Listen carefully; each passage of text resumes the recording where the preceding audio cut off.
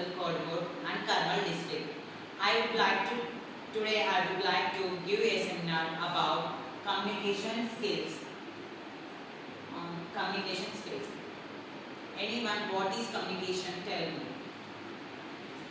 Okay, let us go to communication. What is communication means? Communication is a capacity to express feelings, thoughts, ideas in verbal and non-verbal way is called communication. Next, there are types of communication. There are two types of communication. That is, first one, verbal communication and non-verbal communication. First, verbal communication.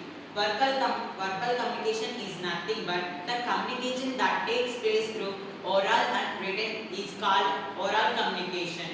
In this verbal communication, there are two types. That is, oral communication and written communication. First one, oral communication. Oral communication is nothing but the communication that takes place through speaking is called oral communication. For example, speeches, group discussions. And next, written communication. Written communication is nothing but the communication that takes place through writing is called written communication. For example, letters, emails, chartings, etc. Next, non-verbal communication.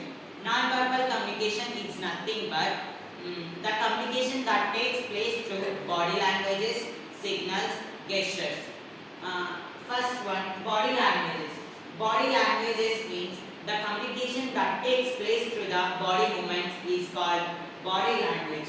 For example, dancing, singing, etc. Next one, signals. Signals is nothing but the communication that takes place through the signals and signs is called signals. For example, traffic signals, symbols and etc. Next one, gestures. The communication that takes place through the feelings, thoughts, ideas is called gestures. For example, crying and laughing. Next one, for this above data, we can frame a flowchart. That is, communication is divided into two types. That is, verbal communication and non-verbal communication. In this verbal communication, there are two types: oral communication and written communication. Examples for oral communication is speeches, group discussions. And examples for the written communication is letters, emails. And in this non-verbal communication, there are three types: body languages, signals, gestures. Dancing and crying are the examples of the body language, and the traffic signals, symbols are the examples for the signals, and examples for the gestures is okay, well done, etc. Next, we go to needs of communication. What is the needs of communication means? Communication skills means speaking and writing in a proper way. We must maintain eye contact. The person who speaks must maintain the eye contact to the audience and to create interest to the audience. If the sender is not create the interest to the audience are maybe feel bored. So we must maintain eye contact and create interest to the audience. Next, an effective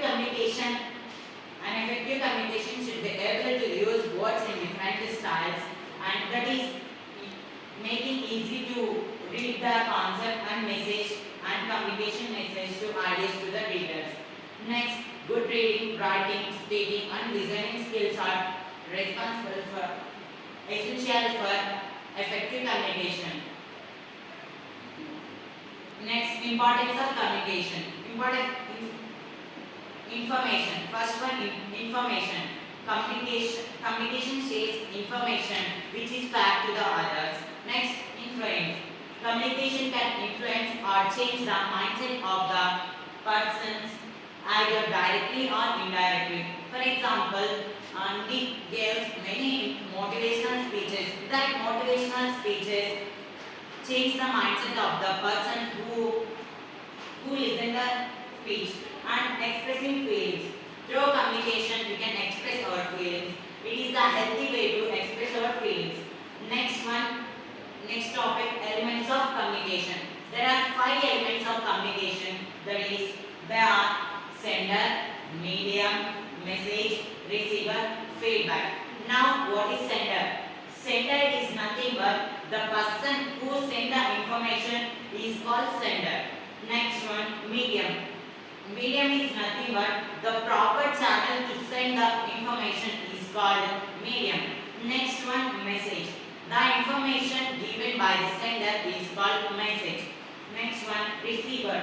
The person who receives the information is called receiver. Last, feedback. Response from the receiver is called feedback. For these elements of communication, there is a communication cycle, that is sender. For example, in this lab, I am the sender. Next, medium. Medium is nothing but, for example, in this lab, I am sender, I am giving information to the audience.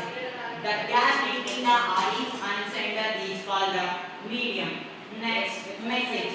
For example, today I am giving sender, that is the message to the audience.